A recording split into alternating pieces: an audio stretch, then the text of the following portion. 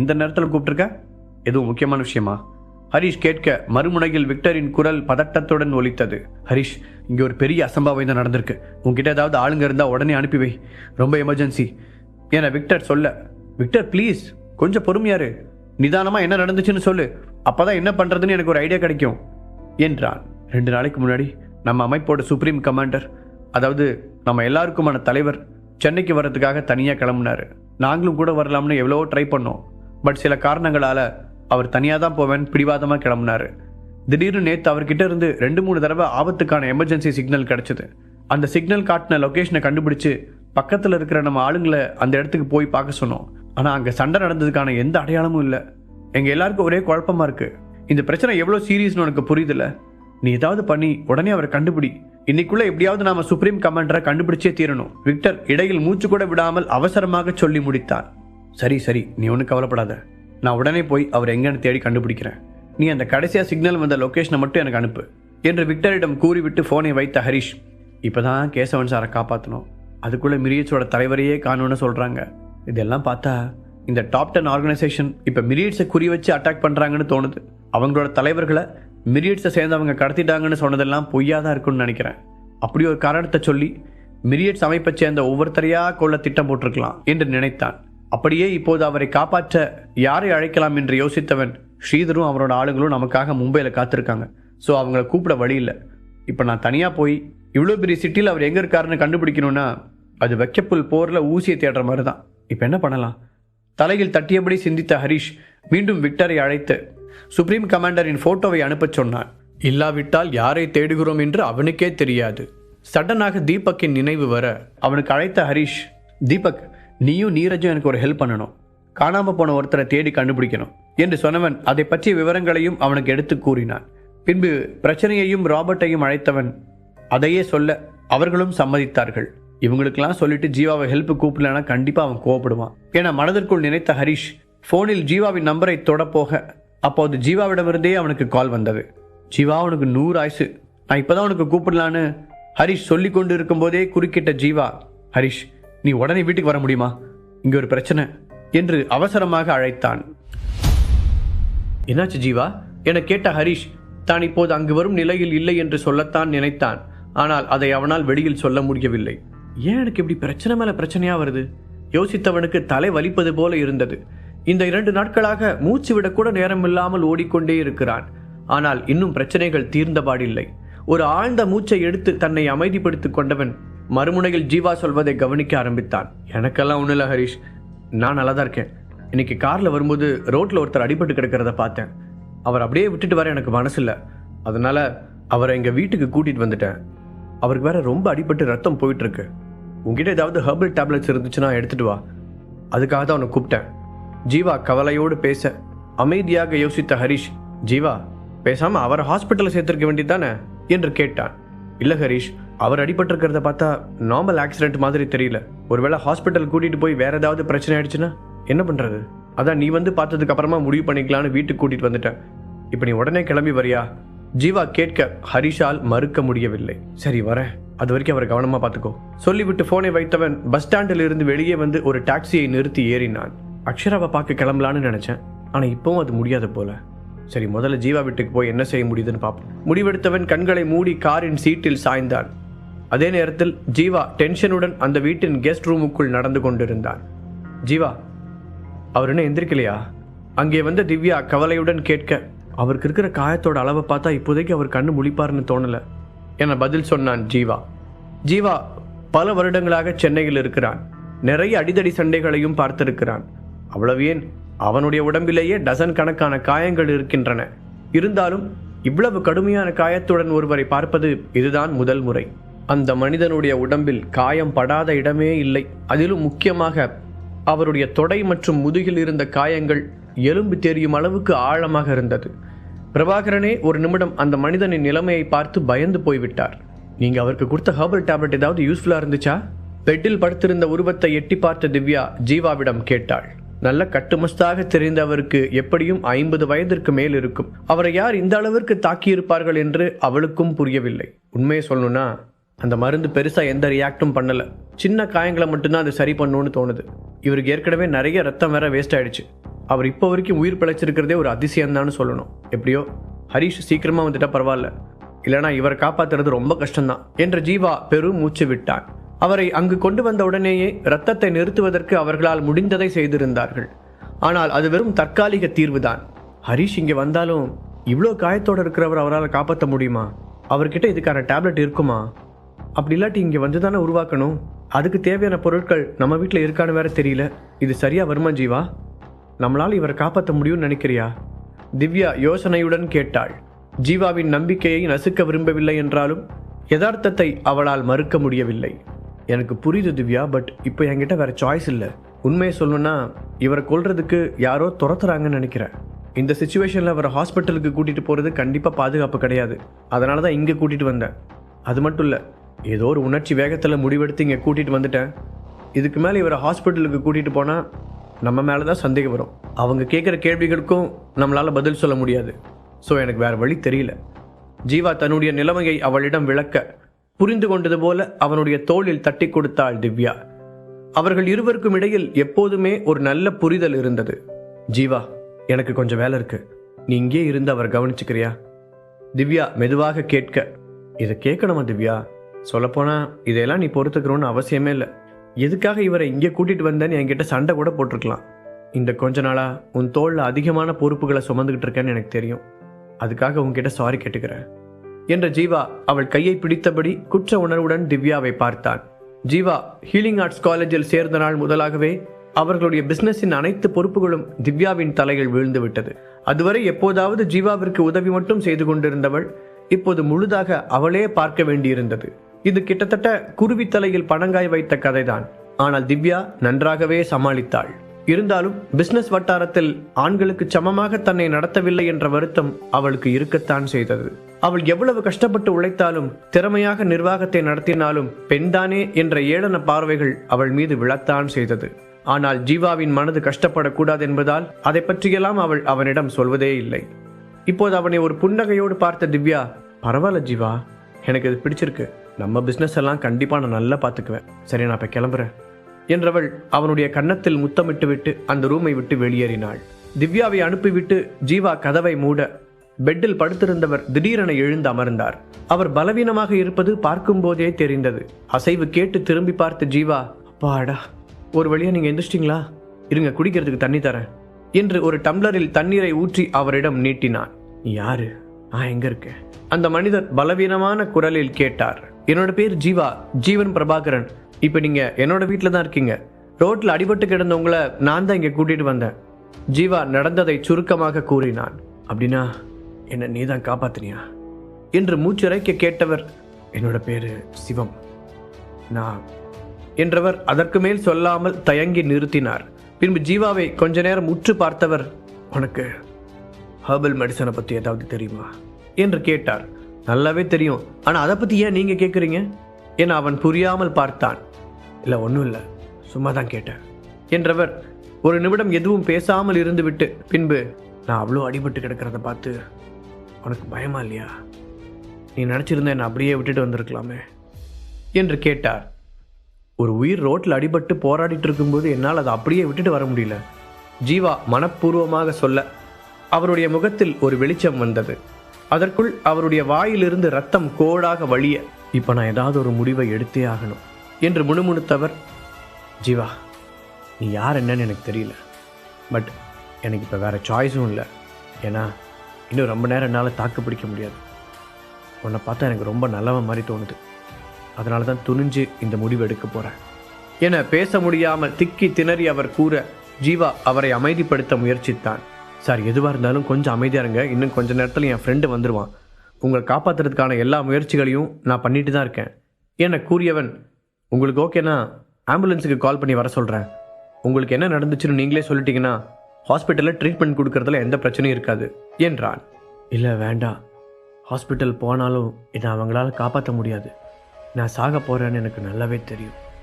அதுக்கு முன்னாடி நான் செய்ய வேண்டிய முக்கியமான வேலை ஒன்று இருக்குது என்றவர், ஜீவா, ஹெர்பல் மெடிசனை பற்றி உனக்கு தெரியுதுன்னா கண்டிப்பாக மிரியட்ஸ் பற்றியும் தெரிஞ்சிருக்கும்.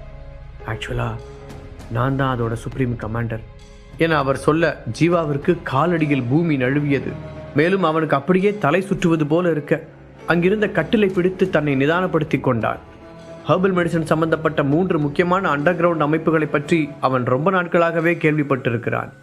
அதில் மிகவும் மர்மமாக இருக்கும் ஒரு குழுவை பற்றி யாருக்கும் தெரியாமல் ரகசியமாக இருந்தாலும் மிரியட்ஸ் மற்றும் டெவில் கேங் என்ற 2 அமைப்புகளும் ஹெர்பல் மெடிசன் சம்பந்தப்பட்டவர்களுக்கு நன்றாகவே தெரிந்த பெயர்கள்தான். அதுவும் ஹீலிங் ஆர்ட்ஸ் காலேஜில் சேர்ந்த பிறகு இந்த பெயர்கள் அவனுக்கு தெரியாமல் இருந்தால்தான் அதிசயம். நான் தெரியாமல் ஒரு புதக்குழிக்குள்ள காலை விட்டுட்டானோ என மனதிற்குள் நினைத்த ஜீவா, ஒரு உயிரை காப்பாற்றுறது கண்டிப்பாக தப்பான விஷயம் கிடையாது, அவர் யாராக இருந்தாலும் பரவாயில்ல, அதை பற்றி எனக்கு கவலை இல்லை என்ற முடிவுக்கு வந்தான். இந்த கொஞ்ச நாட்களாகவே ஹரிஷுடன் நெருக்கமாக பழகுவதால் ஒரு உயிரை காப்பாற்ற வேண்டுமென்றால் அவன் எந்த எல்லை வரை போவான் என்பதை பல சமயங்களில் ஜீவா பக்கத்தில் இருந்து பார்த்து கொண்டுதான் இருந்தான். அதனால் தான் செய்தது சரிதான் என்ற முடிவுக்கு வந்தவன் அப்போதுதான் இன்னொன்றும் ஞாபகத்திற்கு வந்தவனாக அவரை பார்த்து, உங்களை யார் சார் இந்த அளவுக்கு காயப்படுத்தினது என்று கேட்டான். ஏனென்றால் சிவம் போன்ற ஒரு ஆளை காயப்படுத்துவது அவ்வளவு எளிதல்ல. அவருடைய எதிரிகள் நிச்சயம் சக்தி வாய்ந்தவர்களாகத்தான் இருக்க வேண்டும். அவனுடைய முகத்தில் மாறும் உணர்ச்சிகளையே பார்த்து கொண்டிருந்தவருக்கு கொஞ்சம் திருப்தியாக இருந்தது. அவங்க ஹெர்பலிஸ்ட் சொசைட்டி, அப்புறம் டாப் 10 ஆர்கனைசேஷனை சேர்ந்தவங்க என்றவர் தனக்கு என்ன நடந்தது என்ற உண்மையையும் அவனிடம் கூறினார். ஜீவா, எனக்கு இங்கே சென்னையில் ரகசியமாக ஒரு ஃபேமிலி இருக்குது. அது மூலமாக ஒரு பையனும் இருக்கான். அவன் ஒரு சாதாரண குடும்பத்தில் தான் வளர்ந்துக்கிட்டு இருக்கான். 2 மாதத்துக்கு ஒரு தடவை சீக்கிரட்டாக சென்னைக்கு வந்து அவனை பார்த்துட்டு போவேன். அப்படி இந்த தடவை வரும்போது அவங்க என்னை கண்டுபிடிச்சிட்டாங்க. அந்த அமைப்புகள் எல்லாரும் ஒன்று சேர்ந்து திடீர்னு என்னை அட்டாக் பண்ணவும் ஆரம்பிச்சிட்டாங்க. என் மகனை பற்றின உண்மையை அவங்க கண்டுபிடிக்காமல் இருக்கிறதுக்காக நான் அவங்களோட கவனத்தை திசை திருப்பி ரொம்ப தூரம் கூட்டிகிட்டு வந்துட்டேன். எல்லா திசைகள்லேருந்தும் ஆட்கள் என்னை பின்தொடர்ந்து தாக்க ஆரம்பித்தாங்க. நானும் முடிஞ்ச வரைக்கும் போராடி பார்த்தேன். ஆனால் ஒரு கட்டத்துக்கு மேலே என்னால் முடியல. அதனால் தப்பிக்க ட்ரை பண்ணேன். அப்படி தப்பிச்சு ஓடி வரும்போது தான் ரோட்டில் மயங்கி விழுந்துட்டேன். அப்போ தான் நீ என்னை பார்த்து இங்கே கூட்டிகிட்டு வந்திருக்க என்று அவர் தன்னுடைய கதையை சொல்ல ஜீவாவின் கை முஷ்டி இறுகியது. டாப் 10 ஆர்கனைசேஷனும் அதை சேர்ந்த மற்ற அமைப்புகளும் தங்களை பெரிய நீதிமான்கள் மாதிரி பெருமையாக சொல்லிக்கிறாங்க. ஆனால் உண்மையில் இவ்வளோ பெரிய தப்பை அவங்க பண்ணியிருக்காங்க. அன்னைக்கு போட்டி வைக்க போகிறதா சொல்லி கடைசியில் ஹரிஷுக்கும் இதே மாதிரி தான் பண்ணாங்க. நல்ல வேளை எப்படியோ என் நண்பன் உயிர் பொழைச்சி வந்துட்டான் என நினைத்த ஜீவாவிற்கு அவர்கள் மீதான வெறுப்பு மேலும் அதிகரித்தது. அதே நேரத்தில் சிவம் மீண்டும் பேச ஆரம்பித்திருந்தார். நான் ரொம்ப பர்ஃபெக்ட் கிடையாதுன்னு எனக்கு தெரியும். தங்களை பெரிய நீதிமான்கள் மாதிரி பெருமையாக சொல்லிக்கிறாங்க. ஆனால் உண்மையில் இவ்வளோ பெரிய தப்பை அவங்க பண்ணியிருக்காங்க. அன்னைக்கு போட்டி வைக்க போகிறதா சொல்லி கடைசியில் ஹரிஷுக்கும் இதே மாதிரி தான் பண்ணாங்க. நல்ல வேளை எப்படியோ என் நண்பன் உயிர் பொழைச்சி வந்துட்டான் என நினைத்த ஜீவாவிற்கு அவர்கள் மீதான வெறுப்பு மேலும் அதிகரித்தது. அதே நேரத்தில் சிவம் மீண்டும் பேச ஆரம்பித்திருந்தார். நான் ரொம்ப பர்ஃபெக்ட் கிடையாதுன்னு எனக்கு தெரியும். என் வாழ்க்கையில் சில மோசமான முடிவுகள் எடுத்திருந்தாலும் என் தப்புகளுக்கு நான் எப்போவுமே பொறுப்பெடுத்திருக்கிறேன். ஆனால் ஒன்று மட்டும் உறுதி, நான் கண்டிப்பாக டாப் 10 ஆர்கனைசேஷன் சொல்கிற மாதிரி அவ்வளோ கெட்டவனோ மோசமானவனோ கிடையாது. அவங்க வேணும்னே என்ன ஒரு வில்லனாக சித்தரித்து கொல்ல பார்க்குறாங்க. எங்கள் அமைப்போட அதிகாரமும் பலமும் அவங்களோட கண்ணை உறுத்துது. சொல்லிக்கொண்டே வந்த சிவத்திற்கு திடீரென்று பயங்கரமான இருமல் வந்தது. சார் சார் சார் நீங்கள் கொஞ்சம் அமைதியாக இருங்க, எதுவாக இருந்தாலும் அப்புறம் பேசிக்கலாம் என ஜீவா கூற, அதுக்கெல்லாம் நேரம் இல்லை ஜீவா, என்னோட கடைசி நிமிடங்களை நான் எண்ணிக்கிட்டு இருக்கேன் என்றார். பின்பு அவனுடைய கண்களை உற்று பார்த்தவர், ஜீவா, நாம் 2 பேரும் தற்செயலாக சந்திச்சிருக்கலாம். ஆனால் நம்ம தலைவிதி ஏற்கனவே நிர்ணயிக்கப்பட்டிருக்கு. நான் அதை உறுதியாக நம்புகிறேன். இப்படி எனக்கு காட்டின கருணைக்கு நான் உனக்கு ஒன்று திருப்பி தரேன். அதுக்கு முன்னாடி நீ என்னை உன்னோட மென்டாராக ஏற்றுக்குவியா? அப்படியே மிரியட்ஸ்லேயும் சேரணும். இது 2க்குமே நீ தயாரா என கேட்டார். அவரை காப்பாற்றியதன் மூலம் இப்படி ஒரு வாய்ப்பு கிடைக்கும் என்று ஜீவா கனவிலும் எதிர்பார்க்கவே இல்லை. என்ன சொல்கிறீங்க, நீங்கள் என்னோட மென்டாரா என்று ஆச்சரியத்துடன் கேட்டார். அவர் உயிர் பிழைப்பதே கஷ்டம் என்ற நிலைமையில் இருக்கும்போது தன்னிடம் இப்படி கேட்பது ஜீவாவுக்கு ஒரு வகையில் அதிர்ச்சியை கொடுத்தது. ஒரு நிமிடம் என்ன முடிவெடுப்பதென்றே தெரியவில்லை. பின்பு குனிந்து அவரின் நிலைமையை பார்த்தவன் அதன் பிறகு கொஞ்சம் கூட தயக்கமில்லாமல் ஒரு அடி பின்னால் நகர்ந்து அவர் முன்னால் மரியாதையாக தரையில் முட்டி போட்டு அமர்ந்து, சுப்ரீம் கமாண்டர், அது என்னோட அதிர்ஷ்டம் என்றான். நல்லது, நான் இப்போ செத்துக்கிட்டு இருந்தாலும் கடைசி நேரத்தில் இப்படி ஒரு வாய்ப்பு கிடைச்சதுக்கு கண்டிப்பாக நான் அந்த கடவுளுக்கு தான் தேங்க்ஸ் சொல்லணும். அவர் தான் ஒன்ன மாதிரி ஒருத்தனை என் கண்ணில் காட்டினார். மூச்சு திணறலுடன் கஷ்டப்பட்டு இதை சொன்ன சிவம் ஜீவாவை பார்த்து கையசைத்து அவருக்கு பக்கத்தில் வருமாறு கூப்பிட்டார். சுப்ரீம் கமாண்டர், இப்போ நான் என்ன செய்யணும்?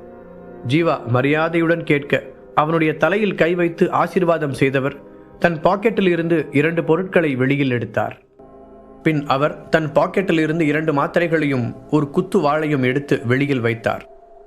ஜீவா அதையெல்லாம் பிரமிப்புடன் பார்க்க, இந்த மாதிரி ஏதாவது நடந்தால் என்ன பண்ணுறதுன்னு எதிர்பார்த்து இந்த டேப்லெட்ஸை நான் என் கூடவே ரொம்ப நாளாக வச்சுருக்கேன். அப்புறம் இந்த கத்தியோட பேர் இன்ஃபினிட்டி டாகர். இதுதான் உனக்கான என்னோட பரிசு. நான் போனதுக்கப்புறம் இந்த கத்தியை எப்போவுமே உன் கூடவே வச்சுக்கோ. இது உன் உயிரை காப்பாற்ற உதவும். இப்போ இந்த டேப்லெட்டை ஒரு கையில் எடுத்துட்டு உன்னோட ரைட் ஹேண்டை என்கிட்ட நீட்டு. சிவம் சொல்ல ஜீவாவும் அப்படியே செய்தான். படுக்கையில் நன்றாக சாய்ந்து உட்கார்ந்த அவர் அந்த குத்துவாளை பயன்படுத்தி அவருடைய வலது கை மற்றும் ஜீவாவுடைய வலது கை இரண்டிலும் ஒரு கீறலை ஏற்படுத்தினார். சிவப்பாய் ரத்தம் வெளிப்பட்டது. நான் என்ன பண்ணுறேன்னு உனக்கு ஒரே குழப்பமாக இருக்கலாம். இந்த டேப்லெட்டுக்கு பேர் எனர்ஜி டிரான்ஸ்ஃபர் பில். அதாவது ஒருத்தரோட ஆற்றலையும் சக்தியையும் இன்னொருத்தருக்கு மாற்றுறதுக்கு இது உதவும். இது வேலை செய்யணும்னா நம்ம 2 பேரும் இப்படி ஒன்றா கை குலுக்கி ரத்த சத்தியம் செஞ்சுக்கணும். அதுதான் இந்த எனர்ஜி டிரான்ஸ்ஃபர் ப்ராசஸை ஆக்டிவேட் பண்ணும் என்று சொல்ல ஜீவா புரிந்தது போல தலையாட்டினான். இது எல்லாமே அவனுக்கு புது அனுபவமாக இருந்தது. இந்த இடத்தில் எப்படி ரியாக்ட் செய்ய வேண்டும் என்று கூட அவனுக்கு தெரியவில்லை. ஓகே, அதுக்கான நேரம் வந்துருச்சு. இப்போ உன்னோட கண்களை மூடு. நான் 3 வரைக்கும் எண்ணுவேன். 3ன்னு சொல்லும்போது நாம் 2 பேரும் ஒரே நேரத்தில் அந்த மாத்திரையை முழுங்கிட்டு கை குலுக்கிக்கணும். ரெடியா என்று கேட்டவர் 1 2 3 என எண்ணவும் ஜீவா அவர் சொன்னது போல செய்தான். சில நொடிகள் அமைதியாக கழிய ஜீவா என்ன நடக்கிறது என்பதை புரிந்து கொள்வதற்கு முன்பே கமாண்டரின் கையில் இருந்து தன்னுடைய உடலுக்கு ஒரு ஒப்பிட முடியாத சக்தி வாய்ந்த ஆற்றல் பாய்வதை உணர்ந்தான். அது அப்படியே அவன் கை, கால், எலும்பு, நரம்பு என எல்லா இடங்களிலும் பரவியது. அவனுடைய உடல் நடுங்கியது. ஜீவா, பயப்படாத, என்னை நம்பு. என் சாவுக்கு அப்புறம் இந்த சக்தியெல்லாம் யாருக்குமே பயன்படாமல் வீணாக தான் போக போகுது. அதுக்கு பதிலாக இந்த ப்ராசஸ் என்னோட சக்தியை உனக்குள்ள வாழ அனுமதிக்கும். இது மூலமாக நான் உன் பக்கத்தில் இருந்து எல்லாத்தையும் கற்றுக் கொடுக்காட்டியும் உனக்கு தானாகவே எல்லாமே தெரியும். என்னோட கத்தியை கூட உனக்கு தான் தந்திருக்கேன். அதனால் இப்போ என்னோட பாரம்பரியத்தை நீ தான் தொடர போகிற. எந்த சூழ்நிலையிலையும் என்ன தாழ்த்துற மாதிரி மட்டும் நீ நடந்துக்கவே கூடாது என்ற சிவம். முக்கியமாக எனக்காக பழிவாங்கிறேன்னு சொல்லி இந்த சக்தியை வீணடிக்கக்கூடாது. இப்போ மாதிரியே உன்னோட இதயத்தில் எப்போவுமே நீதியையும் நியாயத்தையும் சரிசமமாக வச்சுக்கோ. நிறைய நல்ல விஷயங்கள் செய்கிறதுக்கு நான் கொடுத்த சக்தியை பயன்படுத்திக்கோ என்று அறிவுறுத்தினார். அந்த நேரத்தில் ஜீவாவால் எந்த பதிலும் சொல்ல முடியவில்லை. அவன் வெறுமனே தலையை மட்டும் ஆட்டினான். அவனுடைய நெற்றியில் இருந்து வியர்வை துளிகள் கீழே விழுந்தது.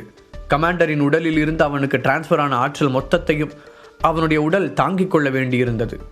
ஒரே நாளில் தன்னுடைய வாழ்க்கை இப்படி தலைகீழாக மாறும் என்று அவன் கனவிலும் நினைக்கவில்லை. ஒரு நிமிடம் கழித்து ஒரு வழியாக அந்த ப்ராசஸ் ஒரு முடிவுக்கு வந்தது. ஜீவா மீண்டும் கண்களை திறந்தபோது சிவம் தளர்ந்து போய் கீழே விழுவது போல தோன்றினார். அவர் மூச்சு விடவே திணற ஜீவா மீண்டும் அவரை பெட்டில் படுக்க வைத்தான். கமாண்டர் சார், ஜீவா மெதுவான குரலில் அவரை அழைக்க, என்ன நினைச்சு ரொம்ப சோகமாக இருக்காத ஜீவா. பிறப்பும் இறப்பும் இயற்கையாக நடக்கிறது. அதை யாராலும் மாற்ற முடியாது. இதை அவர் சொல்லும்போதே ஜீவாவின் மனதில் ஹரிஷின் முகம் தோன்றியது. திவ்யா தொடங்கி எத்தனையோ உயிர்களை சாவின் விளிம்பிலிருந்து கைப்பிடித்து கூட்டி வந்தவன் அவன். இப்போது கூட ஹரிஷை நினைக்கும் போது ஜீவாவின் மனது சிலிர்த்தது. அவ்வளவு ஏன், கடைசியாக ஜீவாவின் உயிரையே அவன்தான் காப்பாற்றினான். தன் நண்பனைப் போலவே தானும் மற்றவர்களுக்கு உதவும் வகையில் நடந்து கொள்ள வேண்டும் என்று அந்த நிமிடத்தில் ஜீவா தனக்குள் உறுதிமொழி எடுத்துக்கொண்டான். அதற்குள் கமாண்டருக்கு அதிகமாக மூச்சு வாங்க ஜீவா அங்கிருந்த தண்ணீரை எடுத்து அவருக்கு கொடுத்தான். இன்னும் கொஞ்ச நேரம் மட்டும் பொறுத்துக்கோங்க கமாண்டர். என் ஃப்ரெண்ட் ஹரிஷ் வந்துடுவான். அவனால் சரி பண்ண முடியாத பிரச்சனையே இல்லை. அதுக்குள்ளே ஏன் அவசரப்பட்டு உங்கள் சக்தி எனக்கு மாற்றினீங்க? என் நண்பன் வந்த உடனே நிச்சயம் உங்களோட உயிரை காப்பாற்றிடுவான். ஜீவா சொல்ல கமாண்டரின் முகத்தில் ஒரு புன்னகை தோன்றியது. நீ உன் ஃப்ரெண்டு மேலே ரொம்ப பாசமும் நம்பிக்கையும் வச்சுருக்கேன்னு நல்லாவே தெரியுது. நீ இவ்வளோ பெருமையாக பேசும்போது எனக்கே அவரை பார்க்கணும் போல தான் இருக்குது. ஆனால் அது வரைக்கும் நான் தாங்குவேனான்னு தெரியல என்று அவர் சொல்ல, தயவு செஞ்சு அப்படிலாம் சொல்லாதீங்க என்று கண் கலங்கினான் ஜீவா. அப்புறம் நான் போனதுக்கப்புறம் இந்த லெட்டரை மெரியட்ஸோட துணைத் தலைவரான விக்டர் கிட்ட கொடுத்துரு. எனக்கு அப்புறம் தலைவர் பதவிக்கு தகுதியானவர் யாருன்னு இதில் எழுதியிருக்கேன். மூச்சு வாங்கியபடியே கூறிய சிவத்தின் கண்கள் திடீரென கலங்கியது. அப்புறம் என் மகன், அவனை நினச்சாதான் எனக்கு ரொம்ப கவலையாக இருக்குது. எனக்காக நீ ஒரே ஒரு உதவி மட்டும் செய்யணும். என் பையனை எதிரிகளுக்கு தெரியாமல் ரகசியமாக பாதுகாக்கணும். ஒருவேளை ஹெர்பல் மெடிசனில் அவனுக்கு திறமை இருந்தால் நேரம் வரும்போது அவனையும் மெரிட்ஸில் சேர கூப்பிடுங்க. அப்படி அவனுக்கு அதில் எந்த இன்ட்ரெஸ்ட்டும் இல்லைன்னா அவனை நிம்மதியாக வாழ விட்டுருங்க. நான் ஏற்கனவே அவன் பேரில் ஒரு ட்ரஸ்ட் ஃபண்டை செட் பண்ணி வச்சுருக்கேன். அதனால் வாழ்நாள் ஃபுல்லாக எதை பற்றியும் கவலைப்பட தேவையில்லை. அவன் சந்தோஷமாக இருந்தால் அதுவே எனக்கு போதும். அவர் பேச பேச ஜீவாவின் கண்களில் கண்ணீர் வழிந்தது. அவர் கடைசி ஆசையாக சொல்லும் எல்லாவற்றிற்கும் அவன் தலையை மட்டும் ஆட்டி சம்மதம் தெரிவித்தான். உன் வாழ்க்கையில் திடீர்னு ஏன் இதெல்லாம் நடக்குதுன்னு உனக்கு ஒரே குழப்பமாக தான் இருக்கும். ஆனால் இதுதான் விதிங்கிறது. இன்றைக்கி கீழே கிடந்த என்னை தூக்கும் போதே உன் தலையெழுத்து மாற ஆரம்பிச்சிருச்சு. இதுக்கு மேலே அதை நல்ல விதமாக அமைச்சிக்கிறது உன்னோட கையில் தான் இருக்குது. உன் மேலே இருக்கிற நம்பிக்கையால் தான் இவ்வளோ பெரிய சக்தியை உன்கிட்ட கொடுத்துருக்கேன். எந்த வகையிலும் இதை மிஸ்யூஸ் பண்ணிடாத. நீயும் சந்தோஷமாக இரு. உன்னை சுற்றி இருக்கிறவங்களையும் சந்தோஷமாக வச்சுக்கோ. தப்ப தைரியமாக தட்டி கேளு. நியாயத்துக்கு பக்கம் நிற்கிறதுக்கு எப்போவுமே தயங்காத, சரியா என்று கூறியவர், என்னோட வாழ்க்கை இவ்வளோ மோசமாக முடிஞ்சாலும் நான் சந்தோஷமாக தான் போகிறேன். என் முன்னோர்கள் அப்புறம் ஏற்கனவே இறந்து போன மிரியட்ஸ் மெம்பர்ஸ் ஆன்மாக்களோட நானும் கலக்க போகிறேன். அடுத்த வாழ்க்கை எனக்காக என்ன வச்சிருக்குன்னு பார்க்கறதுக்கு இதுக்கு மேலே என்னால் காத்துக்கிட்டு இருக்க முடியாது என்று சொன்ன சிவம் மூச்சு விடுவதை நிறுத்துவதற்கு முன்பு ஒரு முறை மலர்ந்து சிரித்தார். அணையப் போகும் விளக்குதான் பிரகாசமாக எரியும் என்பதை ஜீவா இதுவரை கேள்வி மட்டும்தான் பட்டிருக்கிறான். இன்றைக்கு தான் நேரில் பார்க்கிறான். அவனால் அழுகையை கட்டுப்படுத்த முடியவில்லை. நாம் கண்டிப்பாக திரும்பவும் சந்திப்போம் கமாண்டர். அவருடைய கால்களை தொட்டு வணங்கிய ஜீவா மனப்பூர்வமாக கூறினான். அப்போது சரியாக கதவை திறந்து கொண்டு உள்ளே வந்தான் ஹரிஷ். முதலில் ஜீவாவை பார்த்தவன் பின்பு பெட்டில் படுத்திருந்த சிவத்தின் மீது பார்வையை திருப்பினான். அவருடைய நிலைமை பார்க்கும்போதே புரிந்துவிட, நான் ரொம்ப லேட்டாக வந்துட்டேன் போல என்று முணுமுணுத்து கொண்டான். அவருடைய முகம் முழுவதும் அடையாளம் தெரியாத அளவுக்கு அடிபட்டு இருந்ததால் தனக்கு அனுப்பப்பட்ட போட்டோவில் இருந்த கமாண்டர் அவர்தான் என்பதை ஹரிஷால் கண்டுபிடிக்க முடியவில்லை. ஹரிஷை பார்த்ததும் அவ்வளவு நேரம் கட்டுப்படுத்தி வைத்திருந்த அழுத்தம் தாங்க முடியாமல் ஜீவா வெடித்து அழ ஆரம்பித்தான். அதை பார்த்து திகைத்து போன ஹரிஷ் பதட்டத்துடன் அவரிடம் ஓடினான். டேய் ஜீவா, என்னாச்சு? எதுக்காக இப்படி அழுகுற என ஹரிஷ் குழப்பத்துடன் கேட்டான். கொஞ்ச நேரத்திற்கு முன்னால் ஹரிஷிடம் போனில் பேசும்போது அந்த நபர் யார் என்றே தெரியாது. எதேச்சையாக வழியில் பார்த்து தூக்கி வந்ததாக ஜீவா தெளிவாக சொல்லியிருந்தான். இப்போது ஏதோ அவனுடைய அப்பாவையே இழந்து விட்டது போல ஜீவா கதறி அழவும் ஹரிஷுக்கு எதுவுமே புரியவில்லை. அவனை இறுக்கமாக கட்டிப்பிடித்த ஜீவா தொடர்ந்து அழவும் அதற்கு மேல் ஹரிஷ் எதுவும் பேசாமல் ஜீவாவின் முதுகை தட்டி கொடுத்தான். ஹரிஷின் ஆறுதலால் ஒரு வழியாக சமாதானமான ஜீவா கண்களை துடைத்து கொண்டு மீண்டும் சுப்ரீம் கமாண்டரின் அருகில் சென்றான். நிம்மதியாக உங்கள் ஆத்மா சாந்தி அடையணும் சுப்ரீம் கமாண்டர். நீங்கள் ரொம்ப மரியாதையோடு தான் இறந்தீங்கன்னு நான் மெரியட்ஸுக்கு தெரியப்படுத்துவேன். ஜீவா சொல்ல அவனுடைய தோளில் வைப்பதற்காக வந்த ஹரிஷின் கை அப்படியே காற்றில் உறைந்து நின்றது. அவனுடைய இதயம் ஒரு செகண்ட் துடிப்பதை நிறுத்தியது. ஜீவா, நீ இப்போ இவர் யாருன்னு சொன்ன? ஹரிஷ் நம்ப முடியாத பதட்டத்துடன் கேட்க, இவரோட பேர் சிவம், மிரியட்ஸோட சுப்ரீம் கமாண்டர். நாங்கள் இன்றைக்கி தான் தடவையாக மீட் பண்ணோம். கொஞ்ச நேரத்திலேயே அவர் எனக்கு மென்டராகவும் ஆயிட்டாரு என்று ஜீவா கலங்கிய குரலில் பதில் சொன்னான். தான் கேட்டதை இப்போதும் ஹரிஷால் நம்பவே முடியவில்லை. இல்லை, இருக்க முடியாது. இவர் எப்படி சுப்ரீம் கமாண்டர் சிவமாக இருக்க முடியும்? அப்படி ஒரு அமைப்புக்கு தலைவரான இவர் கேசவன் அளவுக்காவது ஸ்ட்ராங்காக இருக்கணும்ல. அவர் எப்படி சாக முடியும்? ஆனால் ஜீவா என்கிட்ட நிச்சயம் பொய் சொல்ல மாட்டான். இதில் பொய் சொல்லணும்னு அவனுக்கு எந்த அவசியமும் இல்லை. அப்போது இது நிச்சயம் உண்மையாக தான் இருக்கணும் யோசித்த ஹரிஷ் திடீரென ஜீவா உடம்பை முறுக்கி வினோதமான ஒரு ஒலி எழுப்பவும் திகைப்புடன் திரும்பி அவனை பார்த்தான். ஜீவா, நீ எப்போ இவ்வளோ ஸ்ட்ராங் ஆன? உன்னோட பவரை என்னால் இங்கிருந்தே ஃபீல் பண்ண முடியுது ஹரிஷ் ஆச்சரியத்துடன் கேட்க, சுப்ரீம் கமாண்டர் அவர் சாகிறதுக்கு முன்னாடி அவரோட சக்தி மொத்தத்தையும் எனக்கு மாற்றி விட்டுட்டு போயிட்டாரு என்று ஜீவா தன் மனதில் இருந்த சோகம் மொத்தத்தையும் அடக்கி கொண்டு அவரை காப்பாற்றிய நிமிடத்திலிருந்து போன நிமிடம் வரை நடந்த எல்லாவற்றையும் ஹரிஷிடம் சொன்னான். நடந்ததை அறிந்ததும் சிவத்தை நினைத்து ஹரிஷாலும் பரிதாபப்படாமல் இருக்க முடியவில்லை. அதே சமயம் அவருடைய சக்தி வீணாகாமல் தன் நண்பனுக்கு கிடைத்ததை நினைத்து ஆறுதலும் அடைந்தான். ஜீவா அதற்கு தகுதியானவன் தான் என்று ஹரிஷுக்கு தெரியும். ஹரிஷ் அவனுடைய நண்பன் என்ற ஒரே காரணத்திற்காக உயிரையே கொடுக்க முன்வந்தவன் அல்லவா அவன். சுப்ரீம் கமாண்டர், நீங்கள் உயிரோடு இருந்தப்போ உங்களை சந்திக்கிற வாய்ப்பு எனக்கு கிடைச்சிருக்கணும். அதுவும் இல்லாமல் சரியான நேரத்தில் உங்களை கண்டுபிடிக்கவும் தவறிட்டேன். என்னை மன்னிச்சிருங்க. இப்போ விக்டருக்கு என்ன பதில் சொல்ல போகிறேன்னு எனக்கு தெரியல. உங்கள் ஆத்மா சாந்தி அடையட்டும் ஹரிஷ் தலையை தாழ்த்தி மரியாதையுடன் கூறினான். ஹரிஷ் சொல்வதையெல்லாம் கேட்டுக்கொண்டிருந்த ஜீவா இப்போது தன் பங்குக்கு அதிர்ச்சியுடன் அவனை பார்த்தான். ஹரிஷ், நீ என்ன சொல்ற? நீ மெரியட்ஸை சேர்ந்தவனா? ஜீவா கேட்க ஹரிஷ் தலையை மட்டும் ஆட்டினான். அவன் நேரடியாக பதில் சொல்லவில்லை. அதை சொல்லும் நிலைமையிலும் அவன் இல்லை. பின் அங்கிருந்த ஜன்னலுக்கு பக்கத்தில் போன ஹரிஷ் போனை எடுத்து விக்டரை அழைத்தான். இந்த பயங்கரமான செய்தியை எப்படி அவரிடம் சொல்வதென்று ஹரிஷுக்கு யோசனையாக இருந்தது. முழு கதையையும் கேட்டு மகிழ பாக்கெட் FM APP டவுன்லோட் செய்யுங்கள். லிங்க் டிஸ்கிரிப்ஷனில் கொடுக்கப்பட்டுள்ளது.